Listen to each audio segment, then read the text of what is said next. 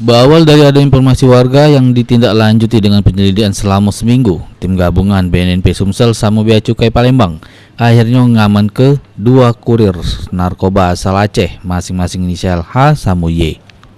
Oleh petugas, kedua kurir yang sempat berusaha melarikan diri tersebut harus ditindak tegas sehingga akhirnya mati karena tertembus timah panas petugas BNNP Sumsel sama Bea Cukai Palembang.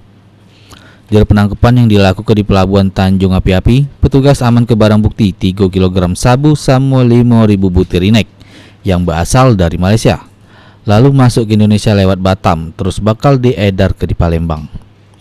Dijelaskan oleh Kepala BNNP Sumsel Brigjen Pol John Panjaitan bahwa narkoba berupa sabu sama inek yang digawa oleh 2 kurir yang tembak mati ini dikendalikan oleh sikok narapidana yang menghuni di Lapas Kota Palembang.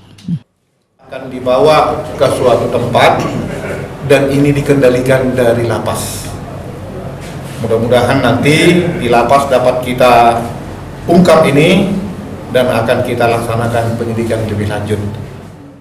Dengan digagalkannya pengiriman 3 kg sabu sama 5.000 butir inek, berarti BNNP Sumsel sudah berhasil menyelamatkan lebih kurang 5.000 anak bangsa yang tidak make narkoba. Firman Hidayat, PAL TV.